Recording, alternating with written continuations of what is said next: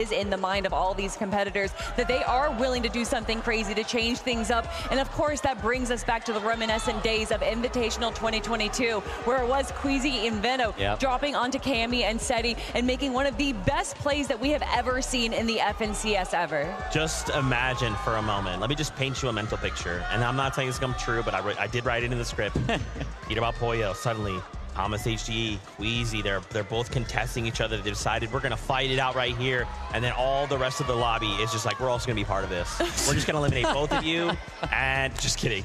I hope that doesn't happen. But that's a very interesting point.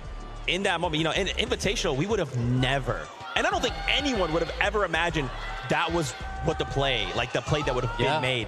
And so here with 3 games left, you got to start thinking as a duo, like, bro, we can make one of those plays. It's high risk, high reward. But at the end of the day, like, it could win us a global championship. It could send us into the top 10 and receive life-changing amount of money. I mean, there's so much on the line here. I think that was a very specific situation, though, in the Invitational, where Cammy and Seti and Queasy and Veno were so far ahead of the competition that even if Queasy and Veno did go down in second place, they would have been there regardless, because they knew that Cammy and Seti were so much stronger in the end game there. So I think that as far as other players landing on the raft, because there was at 1.4 teams, why not 40 teams? I think that is a very specific situation, because a lot of these teams are still trying to climb up that leaderboard and not sacrifice those placement points. I think it is a specific situation, but I also think it's a specific situation that could actually happen, right? With how well those top 2 teams are playing, it could happen, Zeke.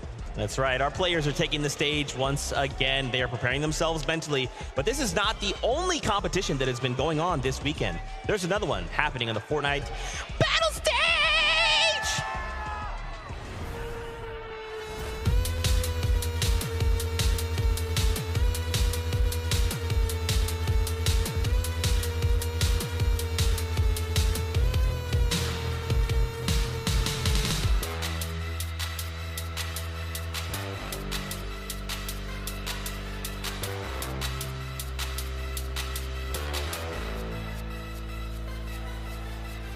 So we're here, Fortnite Festival Battle Stage Dallas. So here's how it's gonna work. We're gonna have each individual on a band. They're all gonna compete amongst themselves. The top player at the end of a battle stage competition will advance to the next round. And the next round is gonna be the finals for Battle Stage Dallas. At the end of Battle Stage Dallas, we will crown the best Fortnite Festival Battle Stage champion. So this is arguably like the largest prize pool in like guitar game history, and the fact that Fortnite Festival Battle Stage Champions is happening at all is like, it's incredible. This is the most calm, the most zen I've ever felt going into a tournament. Won 3 national championships in the old days. Looking forward to maybe adding another. All right, guys, welcome to round 1 of Fortnite Battle Stage Dallas. May the best rocker win.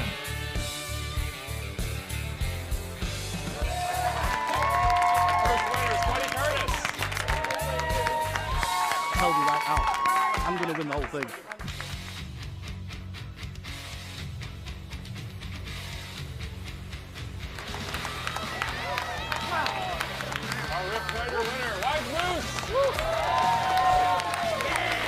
Somehow I pulled it out at the end by just a couple thousand points. I'm barely shaking now still. I'm still shaking. I'm sweaty. That was very nerve-wracking, but I'm glad that we were able to get it done. All right, guys, welcome to round 3 of Fortnite Festival Battle Stage Dallas.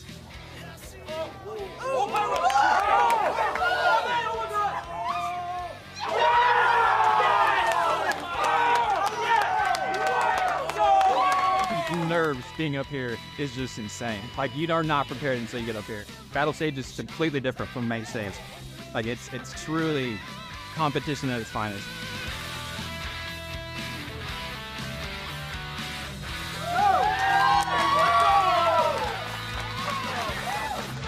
This is my first time playing in an official tournament in over a decade. It feels pretty good. Let's be honest here. So let's go! Welcome to the finals of Fortnite Festival Battle Stage Dallas. And for the winner, we've got a little something special.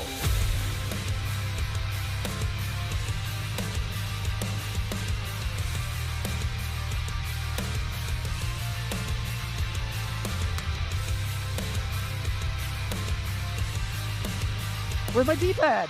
I dropped activating!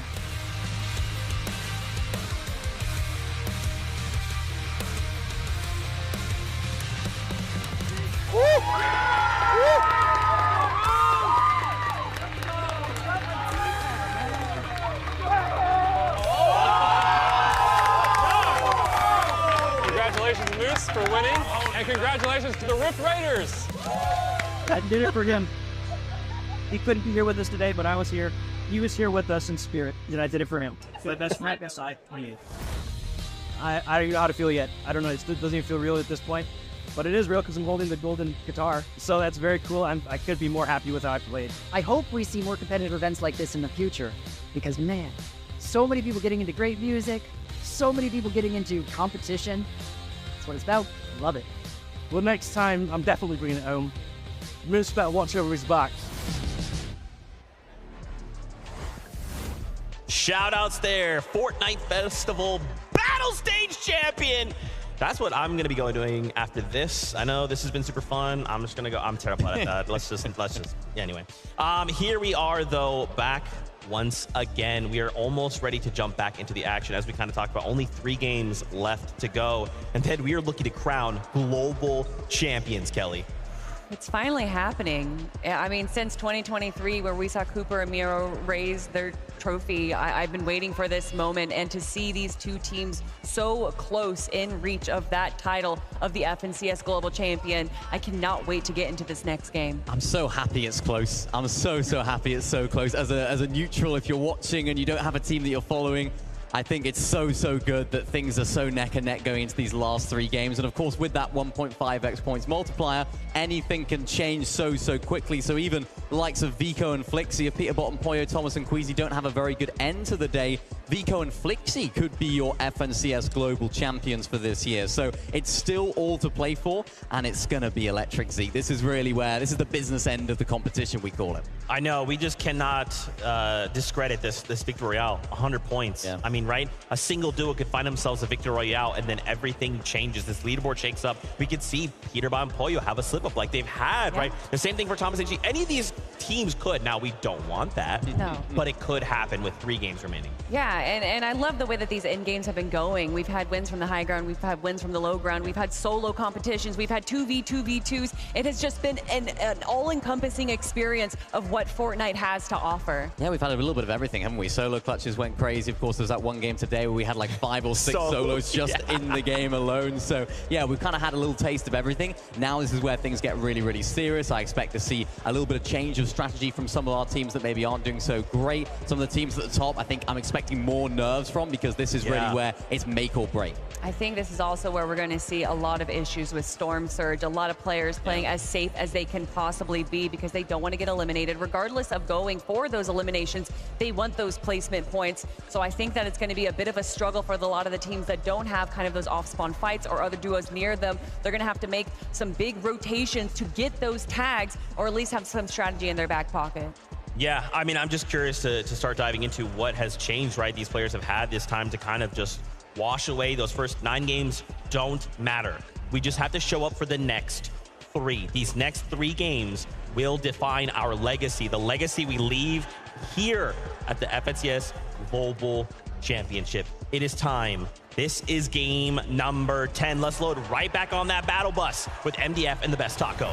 Thank you guys so much. And yes, MDF, we have officially crossed the halfway point. Match number 10 is in sight. And what's even more crazy to even consider currently was that performance out of Peterbot to close things off, because so many of these teams, they just had to sit and ice out for 20 minutes watching that. But we're ready to see what match 10 has in store for us.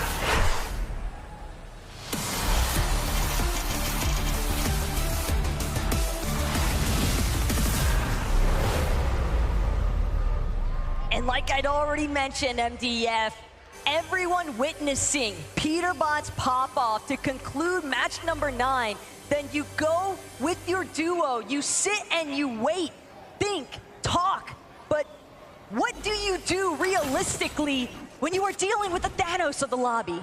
Yeah, I mean, hey, they said it, we didn't, right? This is the truth of the matter, is that everyone looks up to this team as clearly the most powerful in the lobby, but now that we are in the back half, And that short break does allow for other teams to try to sit down and formulate a strategy. 30 minutes between a game where you get to look into the VOD, look into the replay client, right? Feel out what exactly is going on around you is a huge, huge opportunity. I mean, even now, we're seeing people like Acorn potentially find fights there in the feed, but Huddy and Kovacs need to just escape this duo, quite honestly.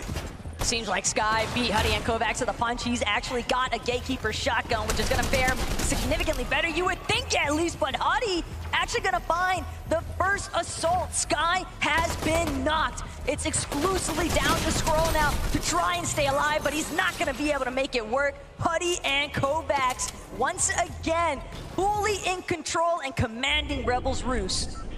Very nicely done for them now, as we are just jumping into things here. Peterbot, Boyo looking pretty good now. What's happening though?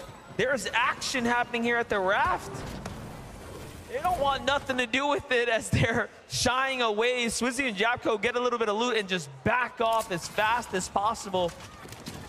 You know, it is pretty interesting to think about a 40-point gap that was once at the start of the event closed and then all of a sudden sprung right back into the action come the back half. So really showing you that when Peterbot and Boyo win a game, it's usually explosive.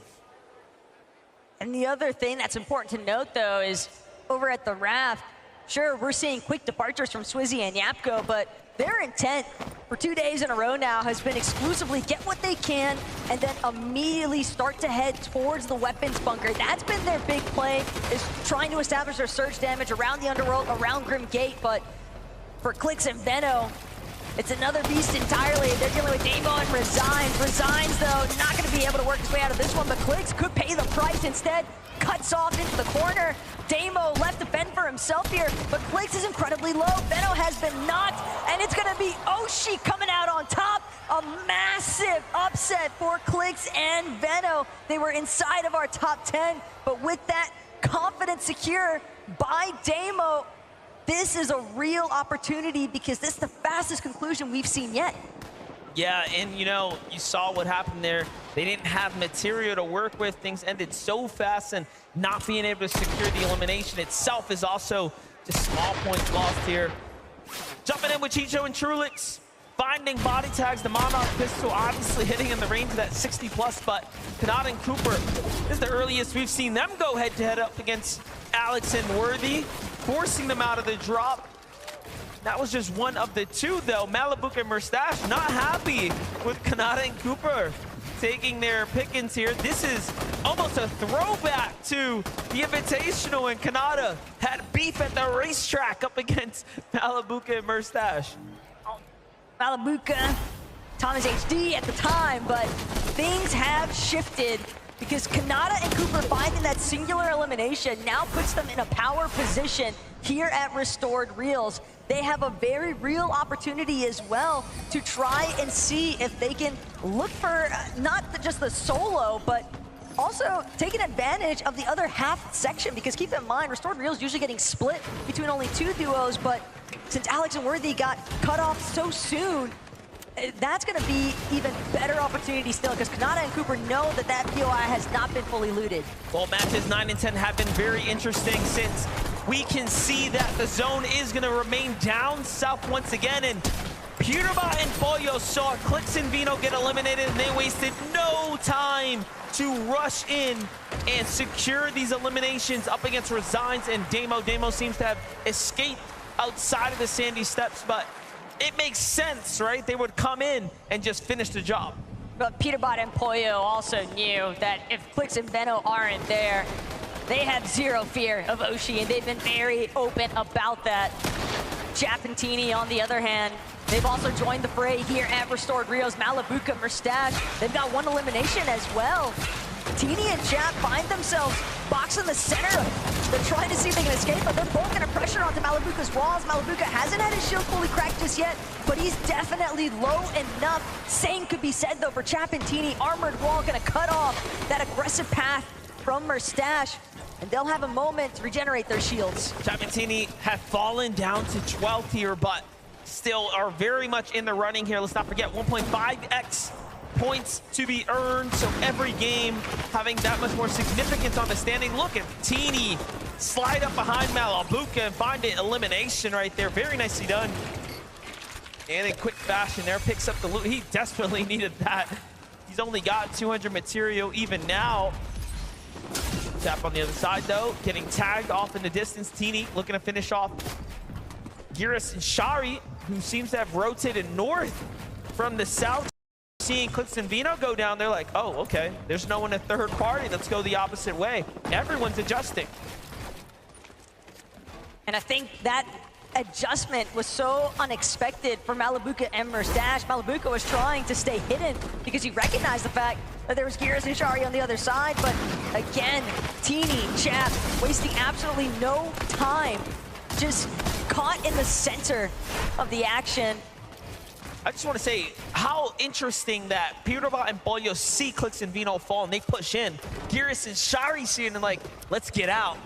Very different philosophy, very different strategies at play there, but nonetheless, we progress here onto Bryson Bolts now, who have a little bit of this high ground spot here.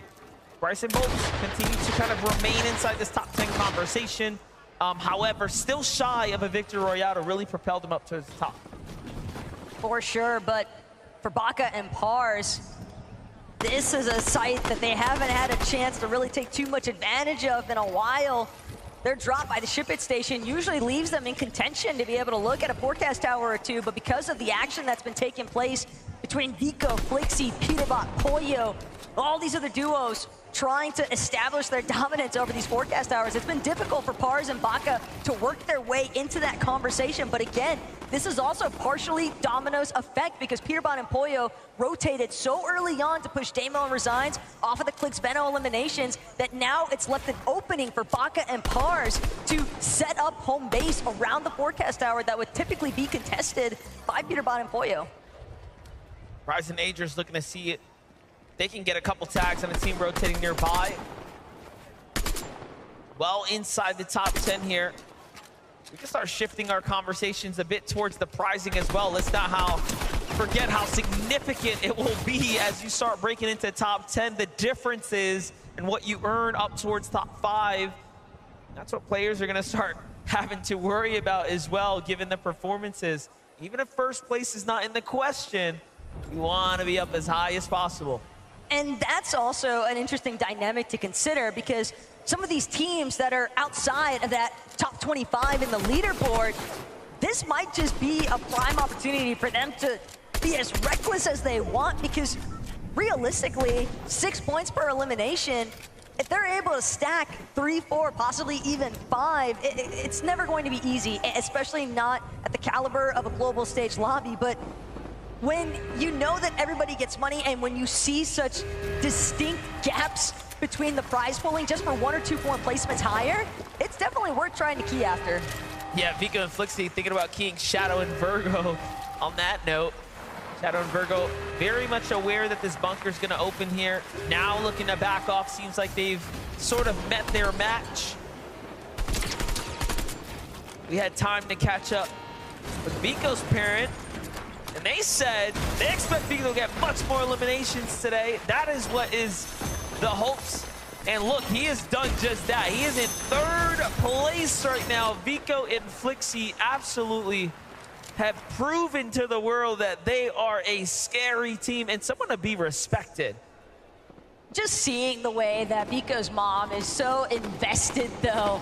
I mean, granted, I would imagine that any parent would be, but it's just the emotional display. I can only imagine what it's like because even for us watching, the anxiety is bound to hit.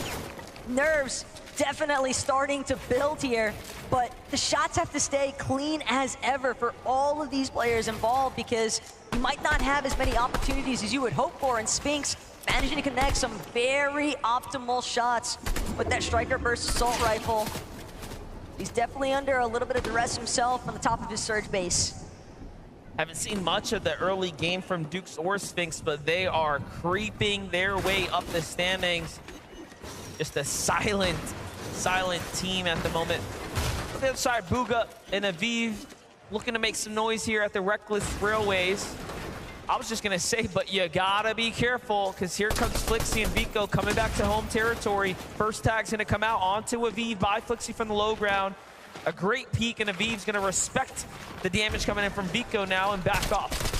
But both of these teams need to be wary of the fact that they don't want to get caught outside of the zone for a little bit too long. Teams inside of the zone already managing to build up more primary positioning, and when you're trying to break through some of these surge bases that are in more of that central map position, it can be very difficult to work around and still retain as many resources. All of these splashes, a little bit of Flowberry Fizz that Vico has left over, it seems right now he can definitely buy himself more time than what Bugha and Aviv had to offer, but because of that factor, Bugha, Aviv, they're not really interested in the fight.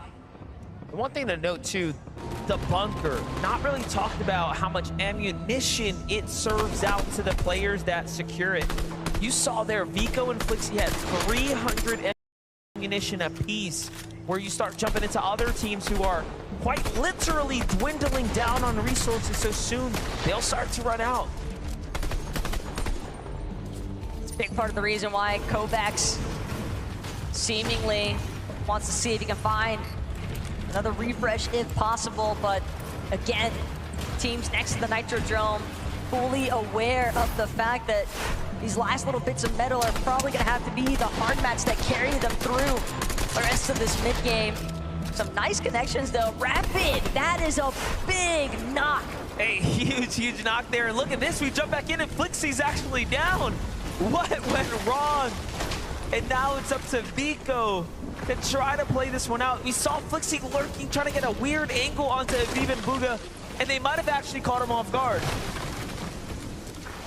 Aviv and Bugha may have even falsely alluded to Vico and Flixie as if they were, trying to just escape, but in actuality, they were really just setting the trap all along. Flixie was playing rather separate in the first place, and yeah, here, you can already tell, shields cracked, low and exposed, and too easy for the big cheese to take care of. Aviv and Bugha on the move now. No one in sight here as they get a nice clean rotate down the river's edge here. This is match number 10. The back half of the tournament is very much underway here. Aviv and Bugha have a long way to go if they want to break into that top 10, but they are knocking on the door now, as several eliminations in a good placed game here will put them inside the conversation. And this is after having such a struggle day one, right? Completely almost unheard of for Bugha and Aviv, but this day two performance is one to be impressed with. Meanwhile, Huddy and Kovacs, from one bad game the previous round, seems like they're carrying that bad vibe into this one here as well. It's not looking good. From the frying pan straight into the fire is what it feels like currently for Huddy, but he's hoping he can continue to try and make his escape. Chap, though, intent on looking for the confirmation of this next elimination. He wants the points, but more importantly still, he wants the siphon of those materials. Well, all the little goodies that Huddy might still have to offer with his loadout as well. Keep in mind the splashes and the ammunition go a long way for some of these teams that don't have those weapon bunkers like you already called. Vico has now brought back Flixie with the reboot van. The most important part about losing your teammate, I think, is the time lost, right? And the resources handed over to the opponents who, of course, secure it. Sure, you'll have time to kind of get back into the swing of things, but you are very behind on time now, which obviously is so valuable, and you do not get back. Well, I think what's even crazier still is the fact that they were still a couple hundred damage above the threshold. Despite this setback, they are still in an okay position to try and crawl their way out of the hole that Aviv and Bugha essentially placed them into. But top of Rift Island definitely starting to heat up here. Muzz, Epic Whale, after some very essential material. They have 0 metal though, and that could be a massive detriment as the mid to late game transition begins to unfold, because they're gonna have to play exclusively off of brick walls if they enter any engagements at the top of Rift Island here. Still very difficult spot to be in for Huddy here. They have the damage. Not much more than that. That's really the truth of it. Look at how many teams have also began to kind of house up here on the Rift Island. You have the likes of Muzz and Epic Whale, amongst others. Huddy here just trying to figure out what he can scrap together. Material is extremely low here.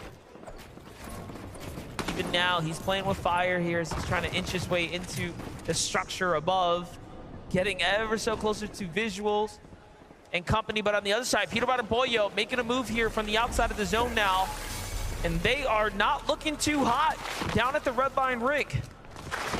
This could actually be a big spot of trouble here if Peterbot and Pollo aren't careful. They had teams on both sides of them as they continue to try and work their way into Brawler's Battleground. Just look at the amount of materials they've had to expend already, and they're still sitting just outside the edge of zone.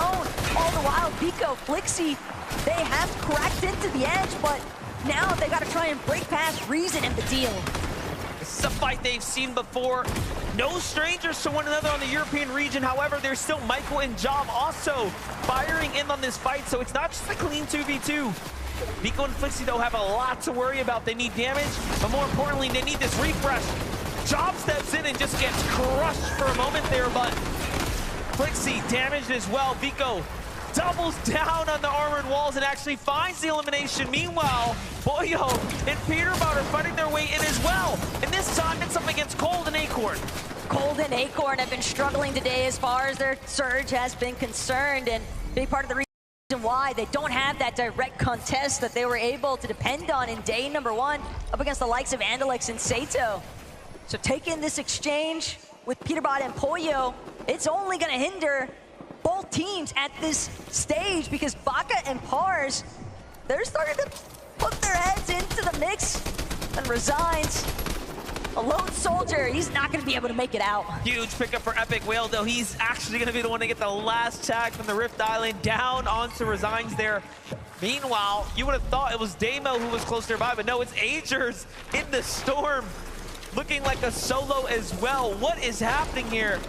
This is going to give a sense of security to Pollo and Peterbot when the scan comes out and they see Agers potentially there in the distance.